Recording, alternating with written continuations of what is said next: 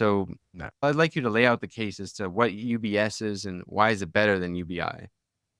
Sure. So UBI stands for Universal or Unconditional Basic Income, right? And so this is what people hang on to because it's easy. It fits on a meme, right? You can put it on a meme and people are like, well, yeah, give me $1,000 a month.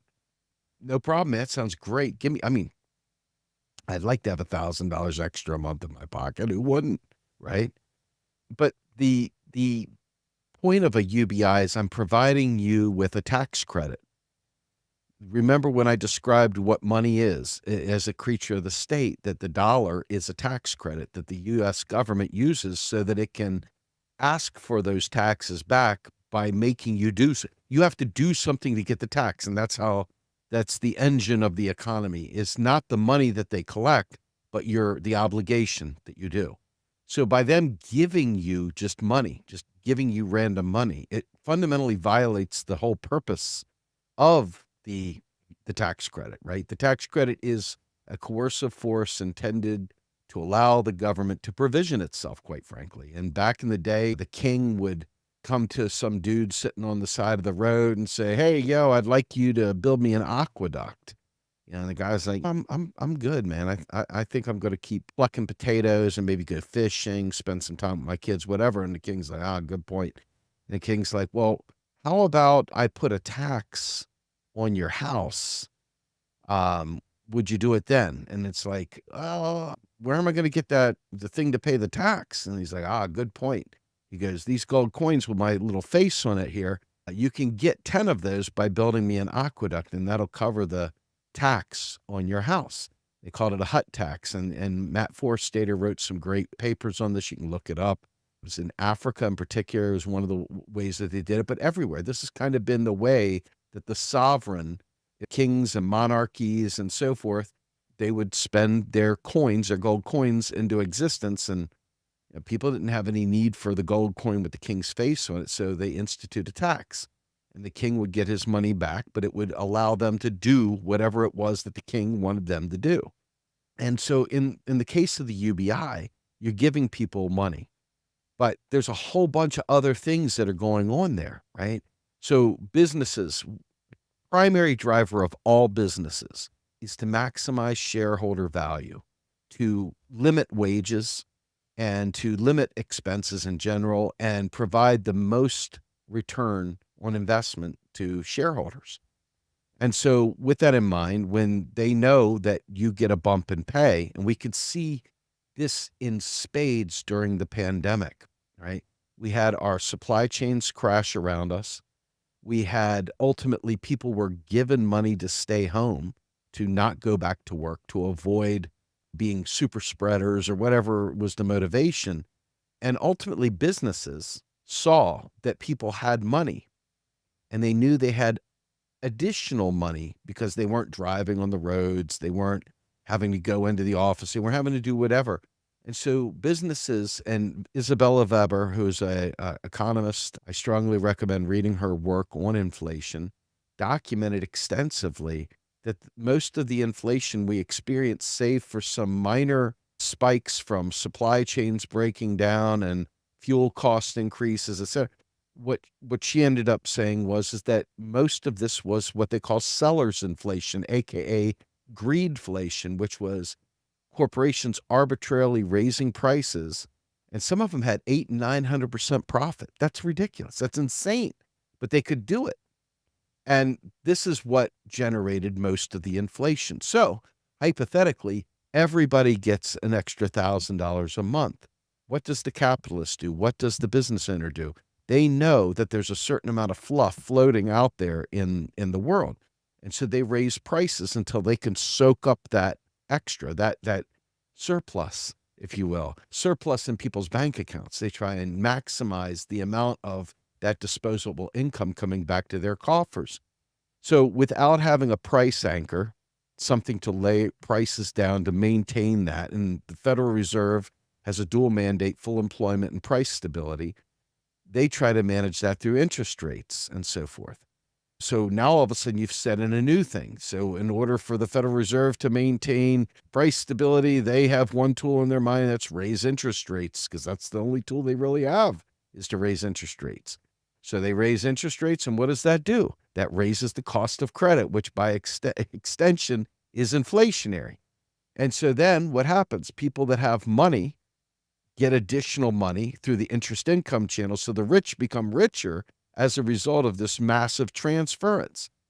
This all informs us what a UBI looks like, even though we Yeah, don't we want to already have admit that. UPI, but for rich people, bonds, Yes, right? exactly. Right.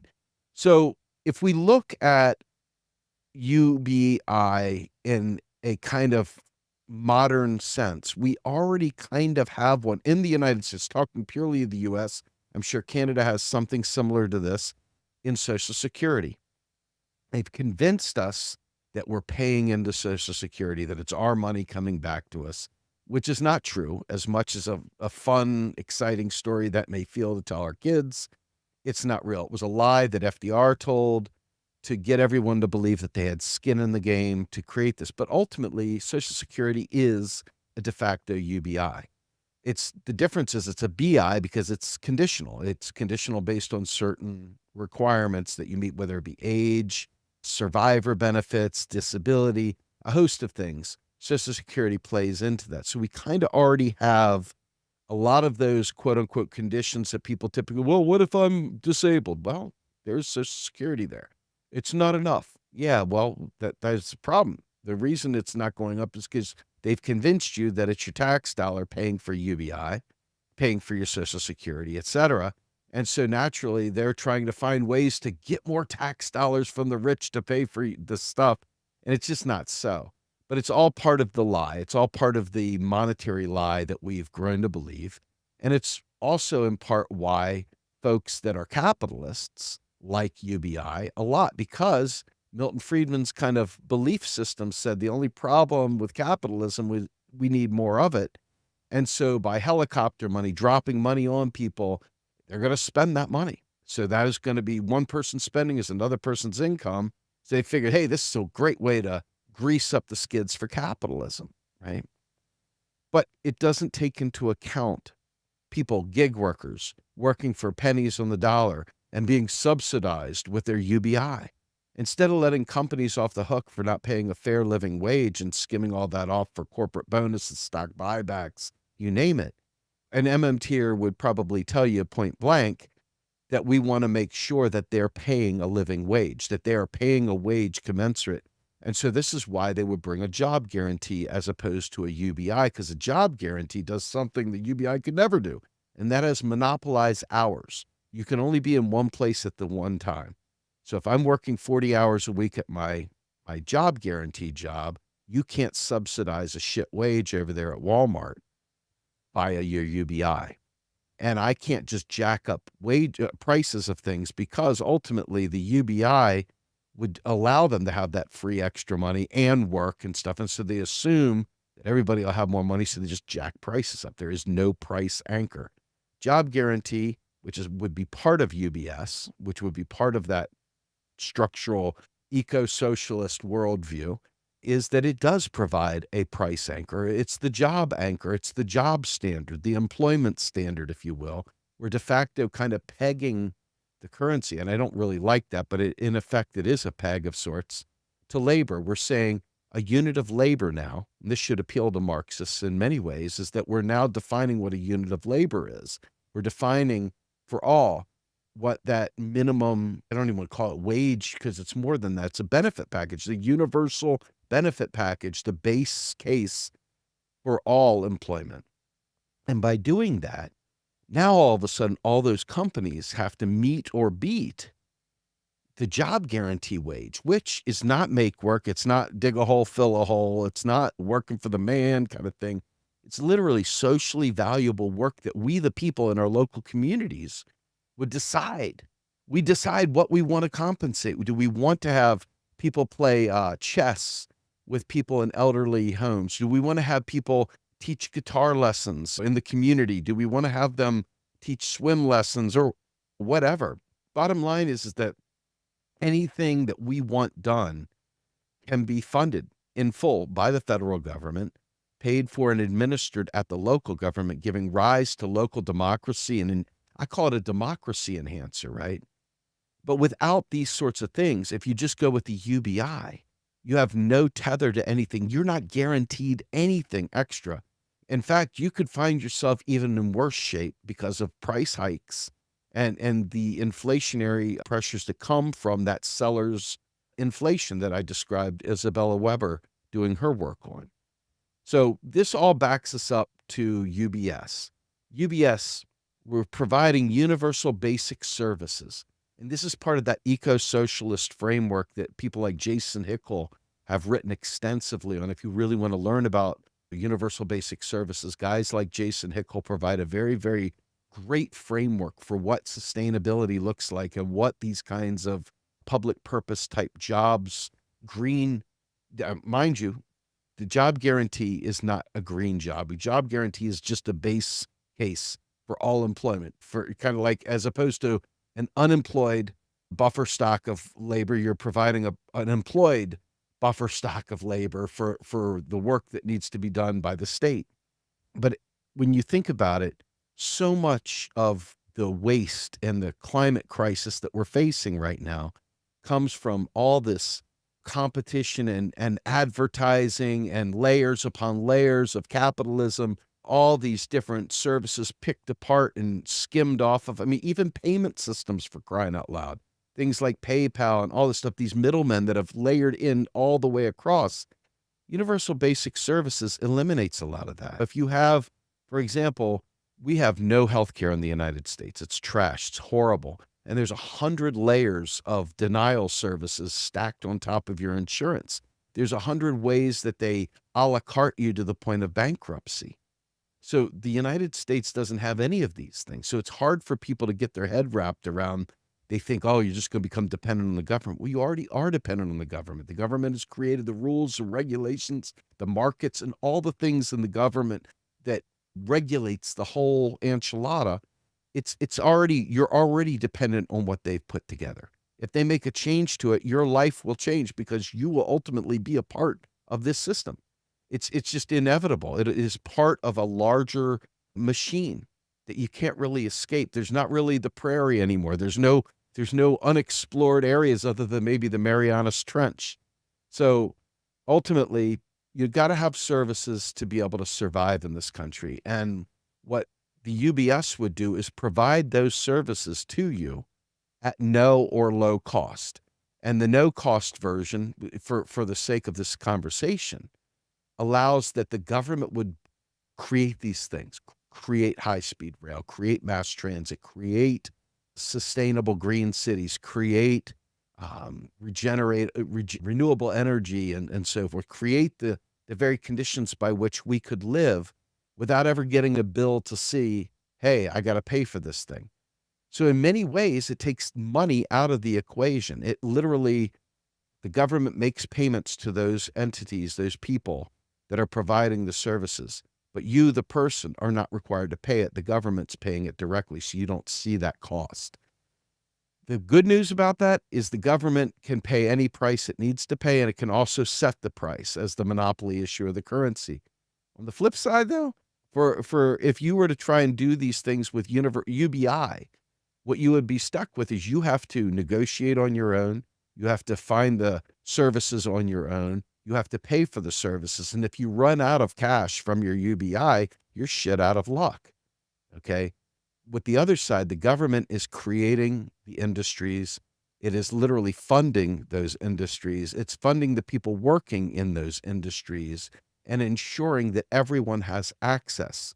And so availability of services, quality of services, the inflation proofing of services, you name it, all comes with this UBS approach.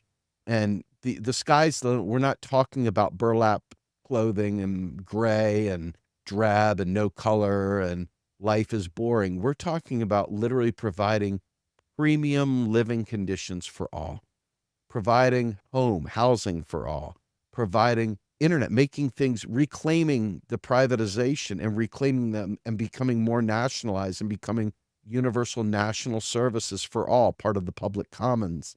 I think it's a fantastic holistic approach to things, and I think, quite frankly, it's perfectly fit for Marxists and other socialists of different ilk to kinda get behind it and embrace in this, struggle, if you will, for all of our lives, and I think UBS meets that need head on, and I love the fact that we don't see the cost increases as people. We, as people, get those services regardless, and the government itself controls the negotiating between the deliverers of those services because it controls the laws, it controls all the rest of the parameters and regulatory bodies that service those industries. So, to me, that's the step forward. So I have two questions. One is just a very practical one of clarification, being what exactly would a UBS include? Would it include housing as well as a job guarantee? Would it include even food? Because I know China, for example, had the Iron Rice Bowl program, which eventually got removed, but yeah, the Rice Bowl program, which was like a kind of guaranteed right to food. I really doubt that would probably be necessary in like first world countries that have like such abundance, but you never know.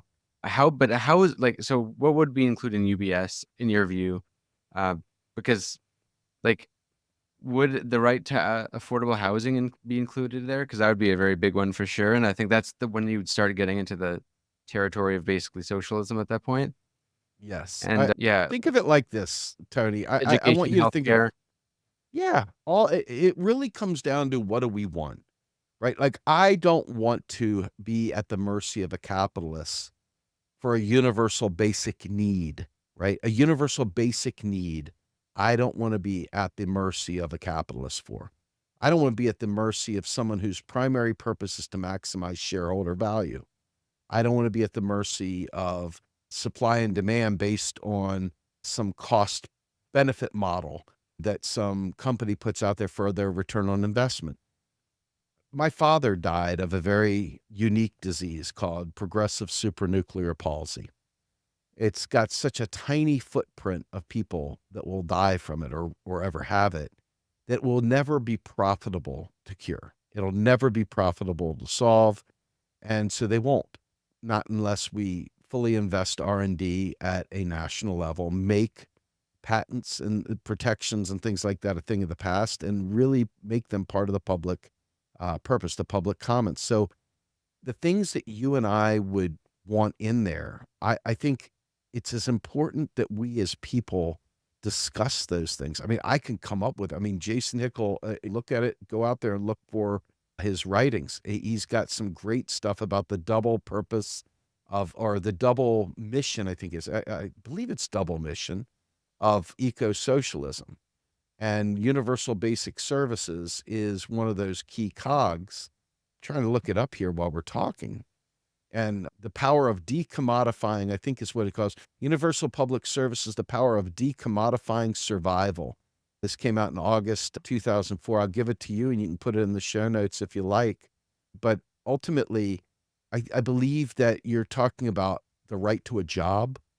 You're talking about the internet, communications, but because we want to try to survive, it does no good if we have all these fancy big words and all these great ideas and stuff like that. If the planet gets rid of us because we've taken such poor care of our world that we are no longer able to live here, right? Because we're dead. I think that it's important that we do things in a sustainable, responsible way. And I believe that this is all open for debate. I mean, healthcare, certainly. Education, absolutely. Clothing, absolutely. Housing, for sure. There should be no such thing as homelessness. There's no need for homelessness. I mean, we've got room for that, but that comes back to our class interests. Whose class interest is it that some might be homeless while others live in absolute opulence?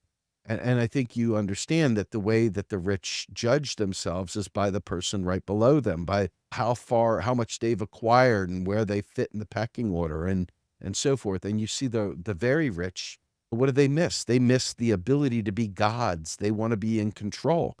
And one of the things MMT does, which I think is important in this whole UBS conversation, is it says, we don't need your money, rich people. We don't need your money at all to do these things. We're going to do them, and we're going to do them with or without you.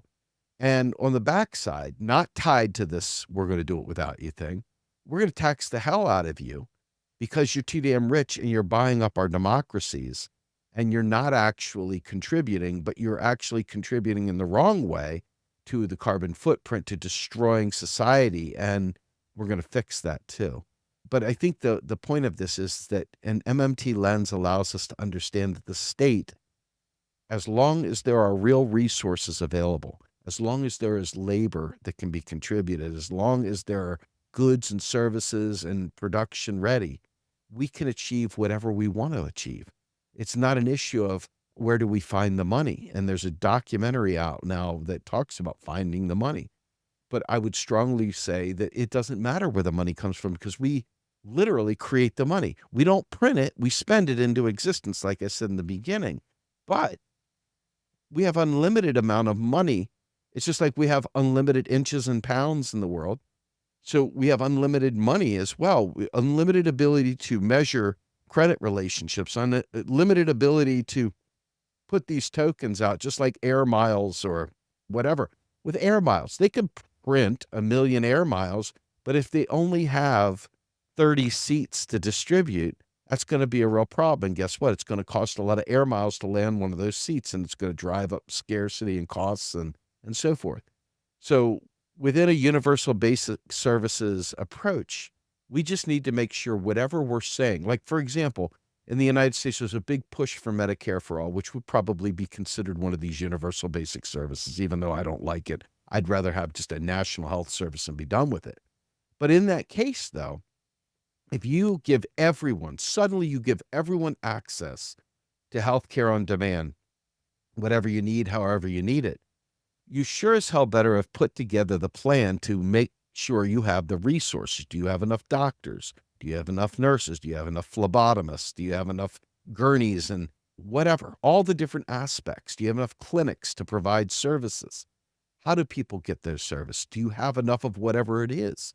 And it might not be something you can just flip your finger. You might take 10 years to hire and train enough people to do this thing. So you've got to have a long view on how to implement it. You got to have a long view on how you transition to it.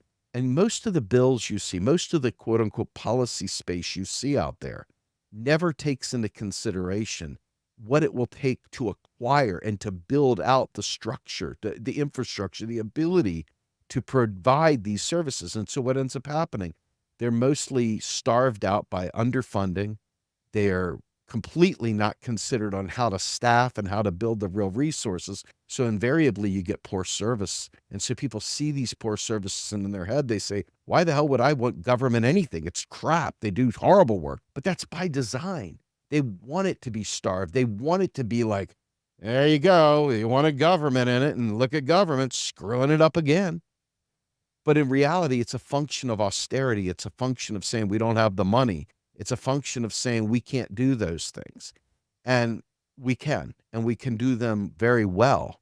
And we can do them not just very well, but we can do them better than what the capitalist system does. We can take whatever we want, however we want to design it, and we can make those universal services as good as we want, as good as we can dream. It will never be an issue of we can't find the money, except in this current environment where we don't have agency in the political system to make those things happen. So to me, the radical moment here is to realize what could happen right here, right now. And then to ask that question, that burning question that we all should be asking ourselves, why isn't it happening? Why aren't we doing that? Why aren't people considering that? Why, why would our government tell us we don't have the money? Obama, the people's guy, Obama, came out and told everybody that we're out of money. That what do you want us to do? Take out a credit card from the People's Republic of China? That'd be immoral, right? Just sound exactly like a Reagan guy, exactly like a right winger in the United States. No difference at all, except better bedside manners. Two sides of the same capitalist class interest. So when we get to these questions of UBS, it's not an issue of whether they're great ideas. It's how do we get there? And that's when we start butting heads because You got the people that really believe in this electoral system, and I believe their children-mindedness, the naivety that allows them to believe that capital will relinquish control, and that's what it is by making us strive, by making us need. That allows the capitalist system to continue to push us to do things that it wants us to do. And they're not going to relinquish that control without a real fight. And are people ready for that fight, whatever form that comes in? I don't think so. I think people think they can just go to a ballot box, click vote, and if it doesn't happen, they give up on everything.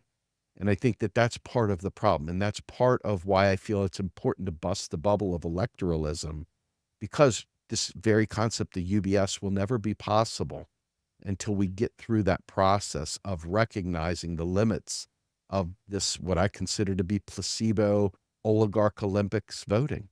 I really believe that we need to stare that demon in the eye and say, my God, my kids could have nice things. I wouldn't be paying $1,000 a month for student debt. Why am I doing this? What in the world's wrong with this system? And you realize ultimately it's a class war. We have class war on our hands, whether you signed up for it or not. And I think that that's the real wake up call that people need to have. Here, here. Very eloquently put.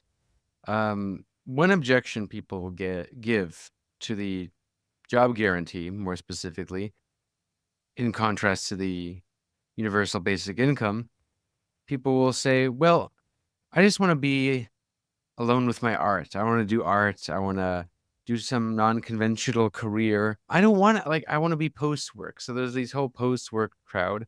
Now I will say I was more sympathetic to this crowd before, and I still am sympathetic. Well, I would say I'm still sympathetic to this crowd now, but I used to be fully on that side, which Right. is why would we want wouldn't we want? Well, I still think everyone should work less, but I think the idea of people who are post-work would be, well, what's the window for people who have career paths that aren't really tied up in a traditional career? Where is there room for people who want to write books for a living, or I don't know, make art or whatever? That's what they would say. Is what is their place in this job guarantee?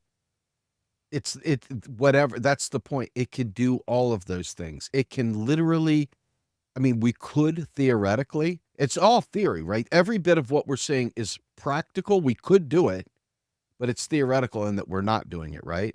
So if you think about the opportunity for even paying a caregiver to stay home with a loved one or a relative, what would prevent us? That's beneficial to society. It's a benefit to work within your community in whatever fashion. If you want to be an artist, we need to value art again. We need to value the arts in general. We need to value music. These are things that produce socially beneficial value for all of us, even if it's ironically just them, even if that's their job.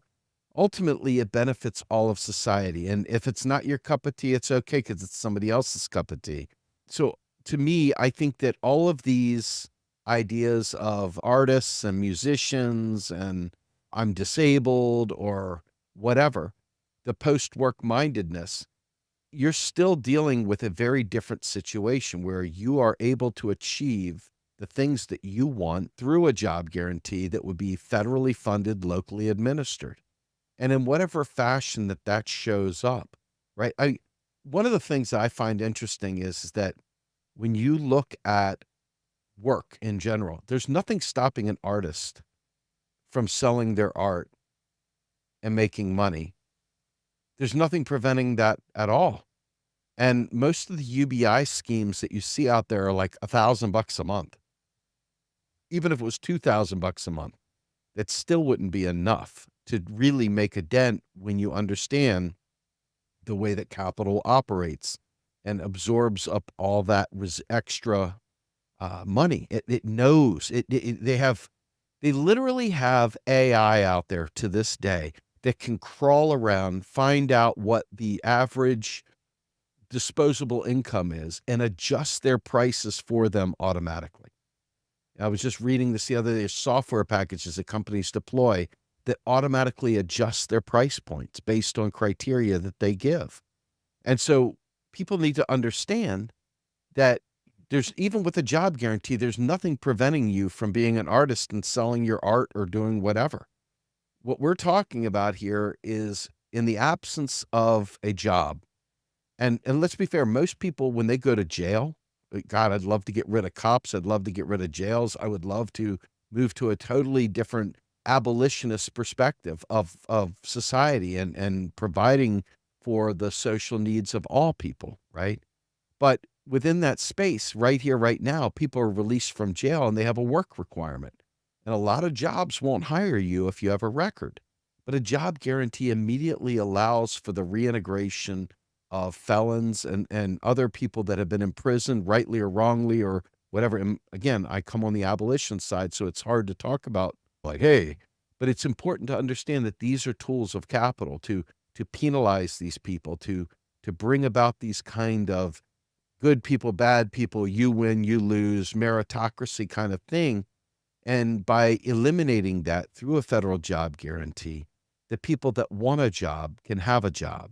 And the people that don't want a job, you can go be an artist if you want to do that on your own. Or in some communities, they may say, hey, we want people that want to be artists to be able to work on their art, and we will pay them to either teach classes on art and do their art or whatever. The idea is to contribute to the local community, the people in which, I mean, we all ride on the roads, we all contribute to society in some way, shape, or form. So the idea of part of our stuff is to help one another through these kind of arrangements. And I understand the anarchist perspective, and I understand that there's some groups out there like just want to eliminate the state altogether. And I'm not here to debate those kind of claims. I'm here just to simply state that we do have nation states. We do have a currency issuing federal government. We do have these situations in place. And I don't see, and maybe you see something different, but even with the encampments at these universities and so forth, I don't see anyone but the very, very far right wing really, really have an appetite for any kind of revolution. So the idea here is that we stare that devil in the eye. The right wing is very much ready for a revolution. They're armed to the gills. They have their own modus operandi for what they're fighting for. And the left really doesn't have that right now. In fact, a vast majority of the left are the people I was talking about. I even see people that claim to be Marxists sheep herding people into Joe Biden. And I'm thinking to myself, Genocide Joe, the guy who is literally funding the annihilation of the Palestinian people, you as a Marxist are telling me that I have to eat a lump of coal and vote for Joe Biden. I'm thinking to myself, oh, that just doesn't work for me. It just doesn't make any sense because the difference, I think of it like this, and maybe this is a little bit of a tangent, but I believe that it all ties together in terms of right sizing our ability to have UBS and things like that. When you consider the fact that the average person goes back to sleep when a Democrat's in office, the average leftist, the average left of center, or what I'll call a normie, goes back to sleep when a Democrat's in office. They stop fighting. But the minute someone like a Trump gets into office, whether you believe he was elected or whether you believe he was anointed and selected or however the capital order operates above and beyond the electorate, okay? If regardless, the point is that you ended up still, once again, getting a president in power with less than 25% of the people that would have fought Trump fighting against Biden and his genocidal proclivities. Trump were to be in there, you would see a huge amount of marginal, centrist, moderate Democrats coming out of the woodwork, obsessed with fighting against Donald Trump. Those same people are not fighting against Joe Biden, who is doing the very same things.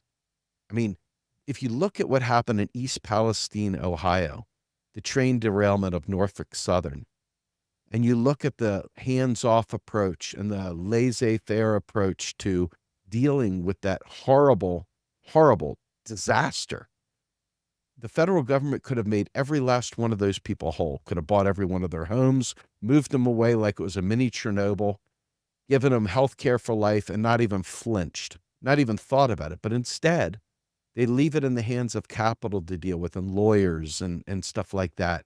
And so these people are sitting there, piss and blood, literally like all kinds of skin rash diseases and lung issues and respiratory issues and so forth, and no help coming in sight.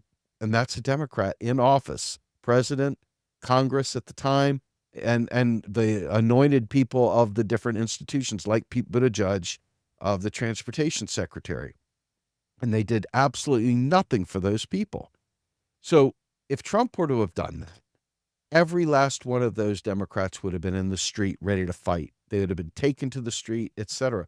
So you have to ask yourself in the end, when you have two parties that behave in the same manner with just slightly different bedside manners, and you know that the only path forward is to fight, would you rather be in power with somebody who you're letting do the things Trump would do?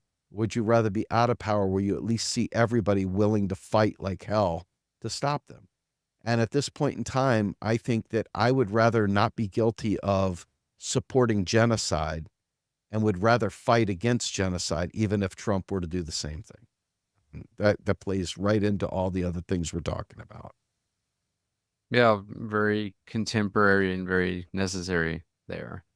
Yeah, we're coming up on time, but the last thing I wanted to ask is a question that I think is a fair objection to MMT, and MMT theorists like Randall Wray have, well, all of them, but Randall Wray in my mind comes up as the one who has a good objection to this in his work, Modern Money Theory, which is that wouldn't giving everyone jobs, a job guarantee, also lead to inflation? Because, of course, the MMTers say that UBI, what's the point? Because if people can just jack up prices, right?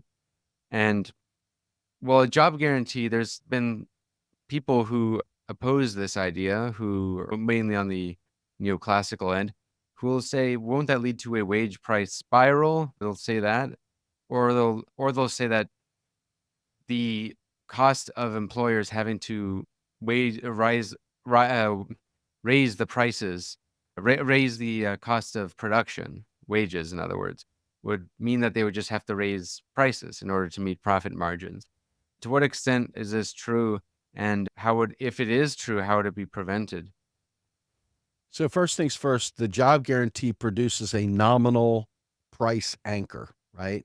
And so it sets the wage. It's like a minimum wage, but it's a minimum benefits package, including the wage and healthcare and all the other things that come with it. So the job guarantee, by extension, creates stability by setting that price. It's also largely considered to be a temporary thing. People roll on to the job guarantee when there's layoffs and unemployment. People roll back to private sector employment. I I personally want to get rid of that private sector employment. I want to create a commons and I want to nationalize. I do recognize that there are multiple ways of skinning that cat, so to speak. I hate to use that term, but you get the point. I believe that there's a modicum of room to go with non-needs based capitalism living on. It's not my preference. I'd like to eradicate it, but I know that there's only so much realm of possibility we have Right. Yeah, yeah. without Will being crazy and off the. And I say crazy, I don't mean like I think it's a bad idea. I mean crazy in terms of our Practically ability impossible. to do it, to do. You're right, to achieve it at this point. I think would require something most people aren't willing to accept. Well, and Um, even like your position, right, on the commons and nationalization doesn't seem to be what Pavlina Chernova's position is, which her position, book, The Job Guarantee, she's also an MMTer for those who don't know.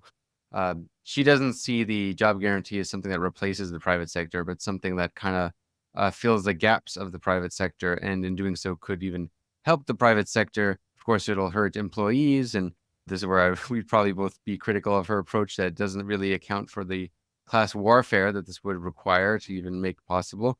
But yeah, I've the way I've heard the job guarantee articulated, it's more so just trying to fill the gaps of private sector employment rather than replacing it. So maybe it's clear to differentiate your well, position from that of the yeah. dominant So MMT view, because then people might think that is the dominant MMT view, where, you know, so job guarantee. is the base. It's the minimum. It is the lowest point, right? We're not talking about high. It's like this is the wage floor. It used to be called like the employer of last resort, things like that. So the idea, Warren Mosler would call this a transition job. Okay. Others include a lot of other career minded stuff into a job guarantee, which is not what a job guarantee is. Okay. A job guarantee is literally there to catch people from falling through the cracks, to make sure that when there's the ebbs and flows of the business cycle, as they lay people off, people don't go into complete destitution. They have health care, they have dental care, they have a wage coming in, a living wage. So this is the ability to walk away from a really bad job immediately and walk right into a living wage with benefits. That's what a job guarantee is. However, structuring that job guarantee, Pavlina talks about the nonprofit model. She talks about several other ways. And I've talked to different people, like Bill Mitchell has a different potential view. Fadl Kaboub has a different view. My former co-host, Ellis Winningham, and I have a different view. Ultimately, they have a job guarantee site out there that describes like a model for how you might institute this. I will admit that the vast majority of MMTers are probably more Dem Soch type folks, and that they leave a lot of room available for private sector. Okay. And that's MMT is the underlying operational truths. Let's not make MMT the theory of everything. MMT is the operational truth. We're learned how a fiat currency works. That's it. Once we start laying over our political values, the political economy on top of it, that's no longer MMT. That's left the MMT train and is now political economy.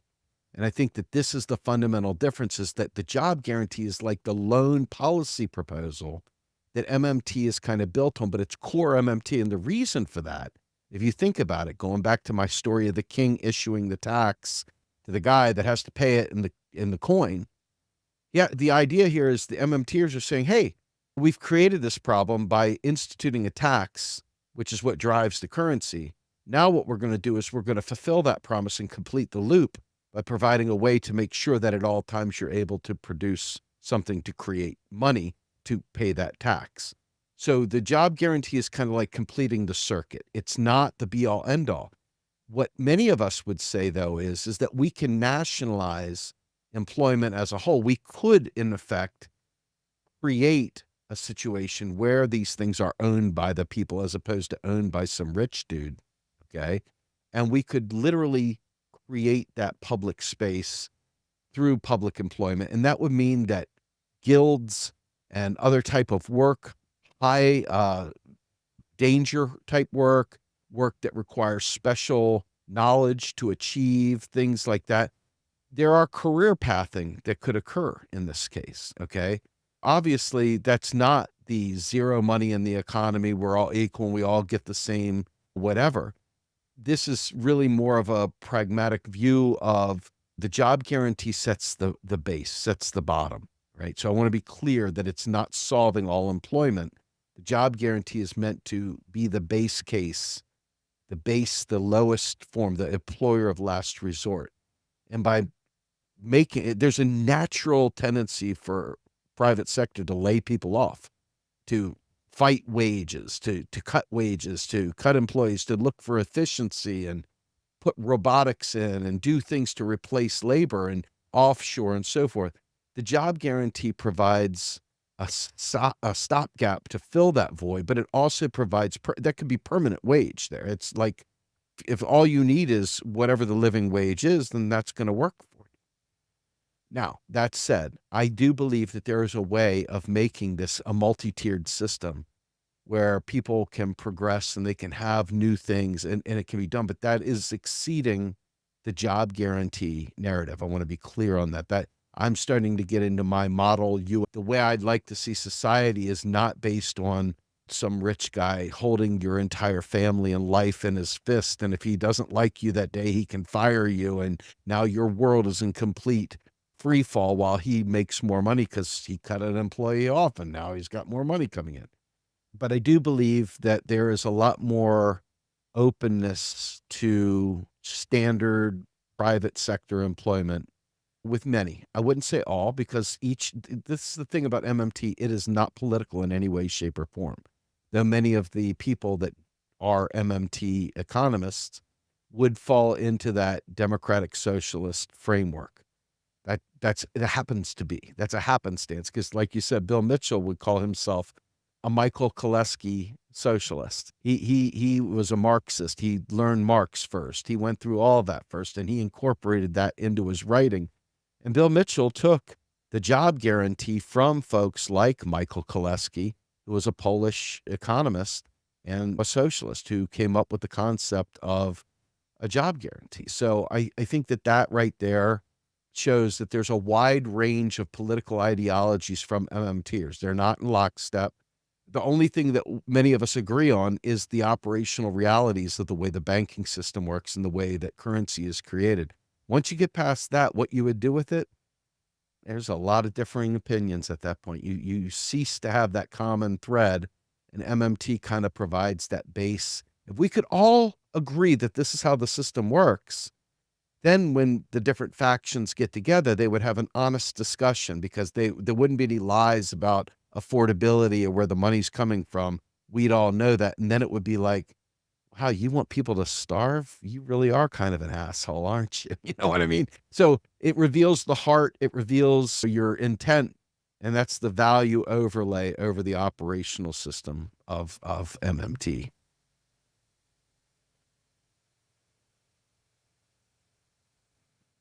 Thanks for being on here. That was phenomenal. Yeah, you really unloaded on this one. You really unloaded the clip. I'm sorry about that, man. No, that's great. You're spitting facts. I think the audience would get a lot of value of it. If you did, definitely leave a comment and a 5-star rating of the One Dime Radio podcast if you like these podcasts. And do not forget to check out Macro and Cheese if you haven't already been following them, because it's such a good podcast. It's phenomenal. I've gotten a lot out of it myself. I've been introduced to all kind of authors, namely a lot of the MMT authors. So definitely check that out. It's been wonderful with you, my friend. Absolutely. Yeah, happy to have more conversations and more collaborations in the future. And hopefully we both get some big patrons eventually, where we can fund bigger projects with our educational resources that we're building. You got it, man. Look, man, it was great to be on. Thank you so much for the time. Take care. All right, man. Bye-bye. My only hope is that when enough people become pessimists, then out of despair somebody maybe does something. But you know why I also like to be a pessimist? Because it's the only way to have a nice life. If you're an optimist, then always bad things happen and you are always disappointed. When you are a pessimist, then you look around, okay, there are bad, but from time to time something nice happens, and you are, as a pessimist, you are a little bit glad all the time, no? You are listening to One Dime Radio. Become a patron at patreon.com/onedime to support the show and get access to extra content.